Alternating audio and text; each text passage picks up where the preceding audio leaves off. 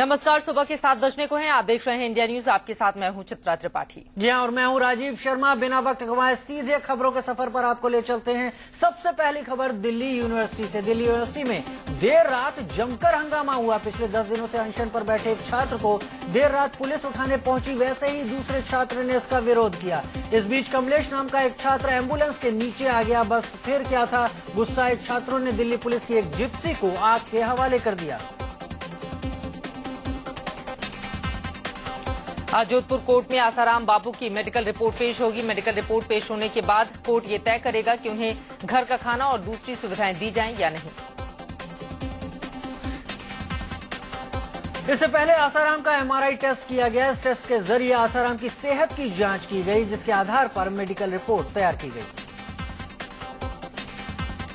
उधर गिरफ्तारी के डर से भागी फिर रही आसाराम की करीबी और छिंदवाड़ा आश्रम के स्टाफ शिल्पी की अग्रिम जमानत पर आज सुनवाई होगी। शिल्पी ने जोधपुर कोर्ट में ये अर्जी लगाई है। शिल्पी ने उधर गिरफ्तारी के डर से भागी फिर रही आसाराम की करीबी और छिंदवाड़ा आश्रम के स्टाफ शिल्पी की अग्रिम जमानत पर आज सुनवाई होगी। शिल्पी ने जोधपुर कोर्ट में ये अर्जी लगाई है। शिल्पी ने अग्रिम जमानत की अर्जी में दावा किया है कि वो ना तो कभी आसाराम से मिली है और ना ही उनसे फोन पर बात की। उसने ये भी कहा कि वो छिंदवाड़ा गुरुकुल की वार्डन नहीं है, बल्कि आश्रम की संचालिका है। शिल्पी ने खुद को बेगुनाह बताते हुए सियासी साजिश के तहत फंसाने का आरोप लगाया।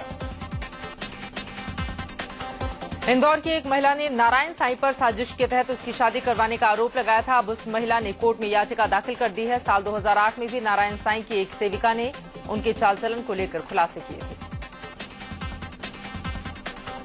आसाराम के लिए एक और मुश्किल नासिक से सामने आई, जब उनके आश्रम को गौशाला के लिए ली गई जमीन बताया गया। गोदावरी नदी किनारे जहां यह आश्रम है वो ग्रीन जोन में आता है।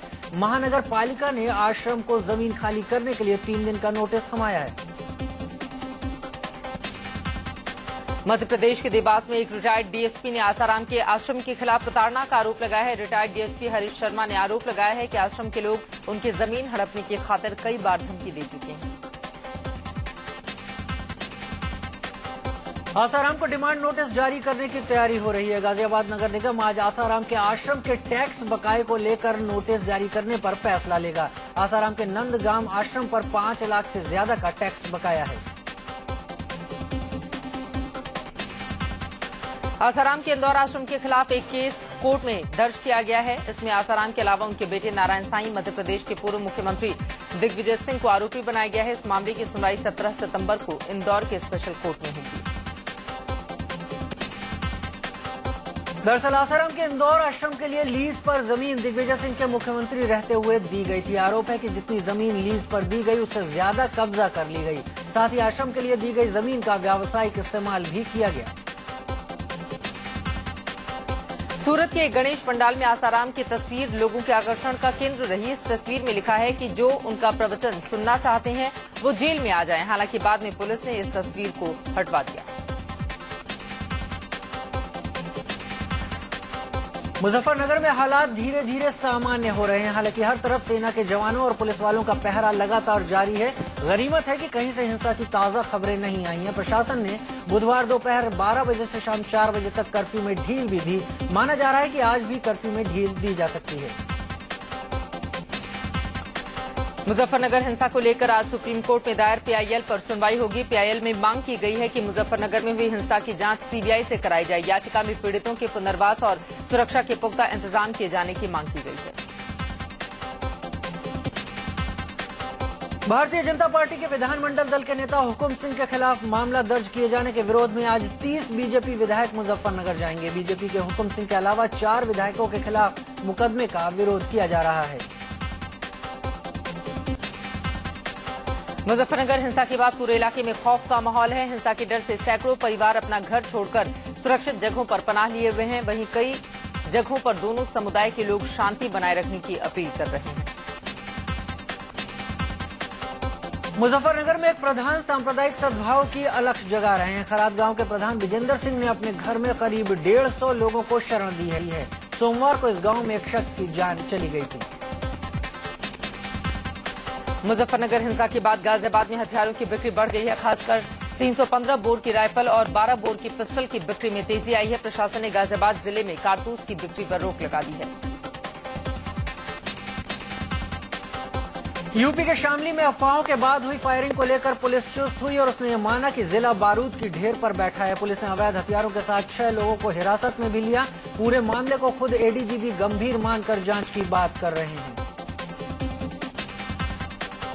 मुजफ्फरनगर में भड़की हिंसा का आसपास के जनपदों के कारोबार पर भी असर पड़ा है। दंगे की वजह से मेरठ का बाजार सूना है। दुकानदारों ने दुकानें तो खोली हैं, लेकिन बाजार में ग्राहक बेहद कम है। अजमेर शरीफ के दीवान सैयद जैनुल आबिदीन ने मुजफ्फरनगर हिंसा पर दुख जताया है। मुस्लिम धर्मगुरु ने दोषियों के खिलाफ कड़ी कार्रवाई की मांग की। मुजफ्फरनगर हिंसा के बाद मुस्लिम धर्मगुरुओं ने अखिलेश सरकार की कार्यशैली पर सवाल उठाए। मौलाना कल्बे जब्बाद और राशिद फिरंगी महली ने कहा कि जो सरकार लोगों की जान नहीं बचा सकती, उससे कैसी उम्मीद की जाए। इस बीच मुजफ्फरनगर हिंसा मामले में दारुल उलूम देवबंद ने सीबीआई जांच की मांग की है। देवबंद इस मामले में राज्य सरकार की ओर से दी गई न्यायिक जांच के आदेश से संतुष्ट नहीं है और इस मामले में सीबीआई जांच चाहता है।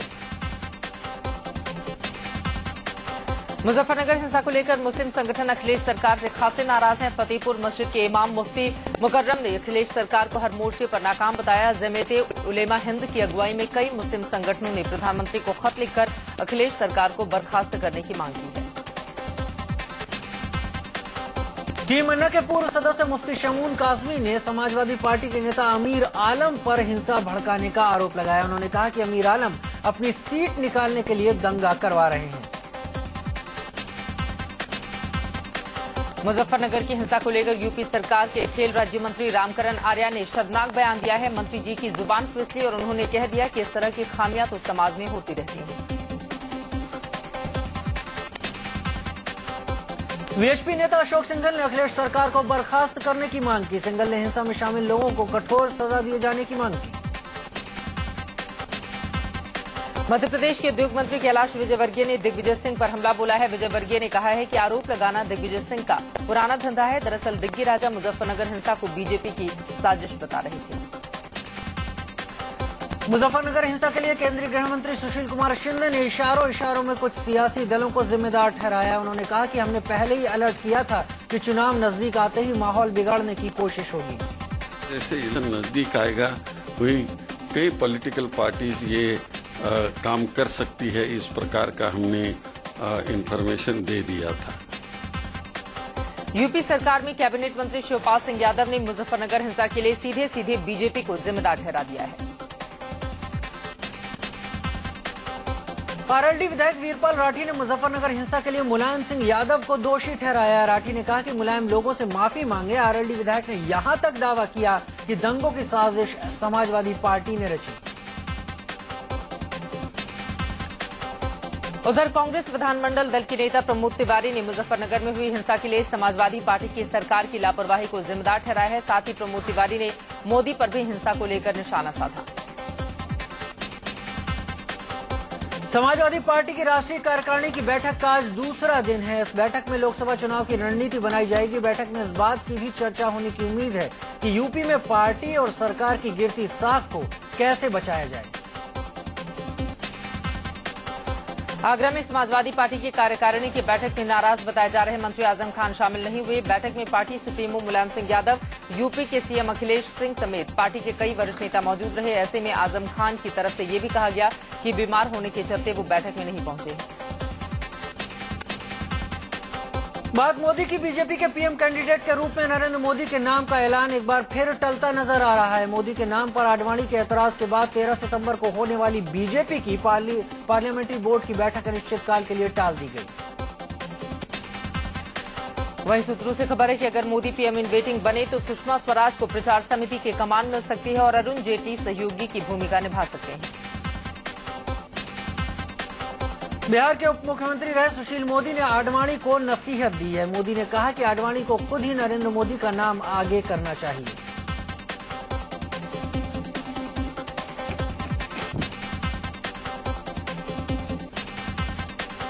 इससे पहले मोदी के नाम पर आडवाणी को मनाने की सारी कोशिशें बेकार हो गईं। आडवाणी ने साफ कह दिया कि अभी मोदी के नाम के ऐलान से भ्रष्टाचार और महंगाई जैसे मुद्दे दब जाएंगे, इसलिए 5 राज्यों में विधानसभा चुनाव के बाद ही ऐलान होना चाहिए। मोदी के नाम पर आडवाणी को मनाने के लिए बीजेपी अध्यक्ष राजनाथ सिंह उनके घर पहुंचे। राजनाथ सिंह ने आडवाणी से करीब आधे घंटे तक बातचीत की, लेकिन सूत्रों के मुताबिक आडवाणी नहीं मानी। नरेंद्र मोदी के नाम को लेकर बीजेपी के अंदर रूठने और मनाने का दौर जारी है। इसी कड़ी में बीजेपी के राष्ट्रीय अध्यक्ष राजनाथ सिंह ने मुरली मनोहर जोशी से मुलाकात की। हालांकि राजनाथ सिंह ने बताया कि ये मुलाकात चुनावी रणनीति को लेकर थी। वहीं पूरे विवाद के बीच आज संघ प्रमुख मोहन भागवत नरेंद्र मोदी से मुलाकात कर सकते हैं। दोनों के बीच मुलाकात गांधीनगर में होनी है। केंद्रीय सूचना और प्रसारण मंत्री मनीष तिवारी के निशाने पर नरेंद्र मोदी आए हैं। मनीष तिवारी ने कहा है कि मोदी की किताब एफ से शुरू होकर जी पर खत्म हो जाती है। नरेंद्र मोदी को बीजेपी से पीएम पद का उम्मीदवार बनाए जाने की तैयारियों पर केंद्रीय गृह मंत्री सुशील कुमार शिंदे ने चुटकी ली है। उन्होंने मोदी का नाम लिए बगैर कहा कि आजकल कोई भी रामू सामू दामू पीएम कैंडिडेट बन जाता है। प्रधानमंत्री की घोषणा कोई भी कर सकता है, कोई भी छोटी बड़ी पार्टी कर सकता है। कल रामू सामू दामू कोई भी कर सकते हैं, उसमें कोई बात नहीं है, कोई भी कर सकता है, उनके पार्टी का वो सवाल है। लेकिन हमारा नेता तो राहुल गांधी है, वो तो हमने बोल दिया है पहले। यूपी के कुशीनगर में श्री प्रकाश जायसवाल ने गुजरात के विकास में मोदी के रोल पर सवाल उठाया। उन्होंने कहा कि मोदी लोगों को गुमराह कर रहे हैं। इस कार्यकर्ता सम्मेलन में आरपीएन सिंह ने भी हिस्सा लिया। पहले नरेंद्र मोदी राजस्थान की राजधानी जयपुर में गरजे, फिर उदयपुर में राहुल ने हल्ला बोला। उदयपुर के सलूम्बर में राहुल ने कहा कि मैंने आपके सपनों के लिए अपने सपने कुचल डाले हैं। सलम्बर के आदिवासी किसान रैली में राहुल गांधी ने फूड सिक्योरिटी बिल की जमकर तारीफ की और लोगों से कहा कि अब आधी रोटी नहीं बल्कि 3-4 रोटियां खाकर कांग्रेस को वोट देना। राहुल गांधी ने यह भी कहा कि सिर्फ सड़कें और हवाई जहाज से देश आगे नहीं बढ़ने वाला। उन्होंने कहा कि विकास जरूरी है, लेकिन उससे भी जरूरी है कि लोगों का पेट भरा हुआ हो। राहुल गांधी की इस रैली में भारी तादाद में भीड़ जुटी। राहुल भीड़ को देखकर इतना उत्साहित हो गए कि उनके बीच जा पहुंचे। यहां तक कि राहुल बैरिकेडिंग पर चढ़ गए ताकि लोगों से हाथ मिला सकें। यहां उन्होंने लोगों का हालचाल भी जाना। महाराष्ट्र के मुख्यमंत्री पृथ्वीराज चौहान ने शरद पवार के उस बयान पर कोई प्रतिक्रिया नहीं दी जिसमें उन्होंने कहा था कि फाइलों पर दस्तखत करते हुए मुख्यमंत्री के हाथ कांपते हैं। लालू प्रसाद यादव ने पार्टी नेताओं के साथ मिशन 2014 की रणनीति बनाई। इस मिशन में लालू प्रसाद अपने बेटे तेजस्वी यादव को बड़ी जिम्मेदारी सौंपेंगे। आरजेडी अगले 2 महीनों के भीतर बिहार की सभी लोकसभा और विधानसभा क्षेत्रों में सम्मेलन करने वाली है। लोकसभा चुनाव को लेकर लालू ने कमर कस ली है। आरजेडी 21 सितंबर से 30 सितंबर तक जिला सम्मेलन और उसके बाद 20 अक्टूबर से 30 अक्टूबर तक विधानसभा सम्मेलन करेगी और नीतीश सरकार के खिलाफ हल्ला बोलेगी। बिहार के मुख्यमंत्री नीतीश कुमार ने कहा है कि 2015 तक राज्य में बिजली सप्लाई ठीक नहीं हुई तो अगली बार वोट मांगने नहीं आऊंगा। नीतीश जहानाबाद के हलासगंज में सभा को संबोधित कर रहे थे। नीतीश कुमार के खिलाफ पार्टी के एक सांसद ने मोर्चा खोल दिया है। जेडीयू सांसद पूर्णमासी राम ने नीतीश को हिटलर बताया और कहा कि नीतीश की वजह से पार्टी कमजोर हुई है।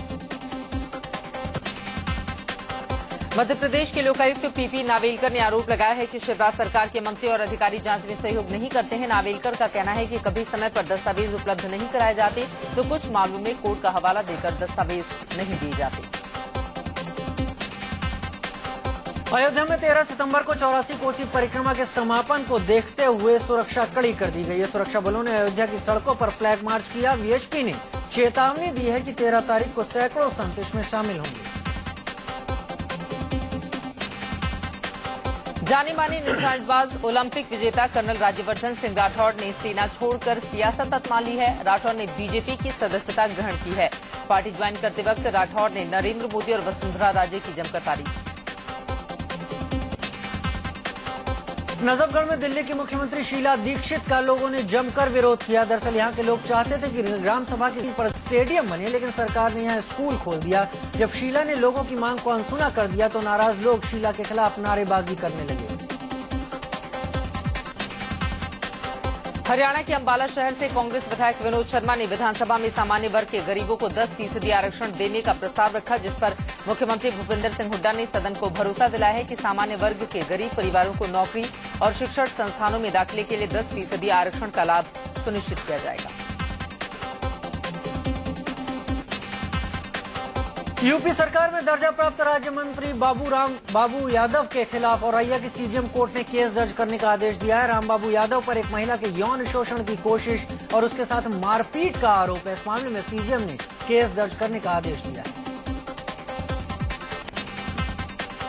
करीब पौने 2 महीने के बाद केदारधाम में फिर से पूजा शुरू हुई। बुधवार को मंदिर के प्रधान पुजारी ने मंदिर के कपाट खोले और पूजा के लिए गर्भगृह में प्रवेश किया। उत्तराखंड के मुख्यमंत्री विजय बहुगुणा ने केदारनाथ मंदिर में पूजा शुरू होने पर खुशी जताई। बहुगुणा ने कहा कि उत्तराखंड सरकार की कामयाबी है कि आपदा के महज 86 दिन बाद मंदिर में दोबारा पूजा शुरू हो सकी।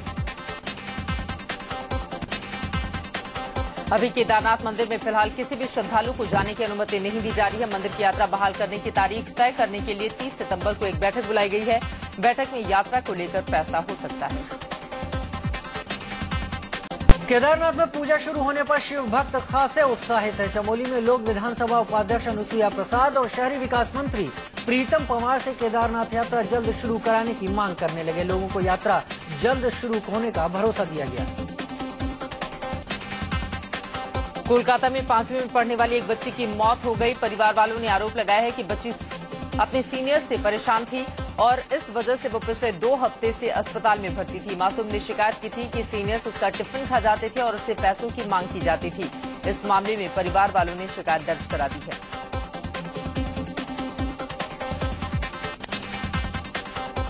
मुंबई के बांद्रा इलाके में 16 साल की लड़की के साथ रेप की घटना सामने आई है। पुलिस ने दोनों आरोपियों को गिरफ्तार कर लिया है। इस मामले में पुलिस को पीड़ित लड़की के एक दोस्त की तलाश है, जिसने पीड़िता को आरोपियों से मिलवाया था। दिल्ली के पांडव नगर में दिन दहाड़े 12वीं की एक छात्रा को वैन से आए बदमाशों ने किडनैप कर लिया। वारदात के समय छात्रा का भाई भी उसके साथ था। नाराज लोगों ने घंटों सड़क पर हंगामा किया। पुलिस ने छोटे भाई से पूछताछ कर आरोपियों के स्केच तैयार किए हैं। गुड़गांव के सेक्टर 48 में एक बुजुर्ग ने 8वीं मंजिल से कूदकर आत्महत्या कर ली। चेन्नई के रहने वाले चंद्रमोहन ने उस वक्त सुसाइड किया जब उनके बेटे और बहू ड्यूटी पर गए हुए थे। अपने सुसाइड नोट में उन्होंने अपनी बीमारी का जिक्र किया है। हरियाणा के गुड़गांव में एक कार एक्सीडेंट में बीबीए के छात्र की मौत हो गई, जबकि दूसरा लड़का घायल हो गया है। तेज रफ्तार कार संतुलन खो बैठी और पेड़ से जा टकराई। हादसे में भरत की मौत हो गई, जबकि घायल अनुराग को मेदांता रेफर कर दिया गया है।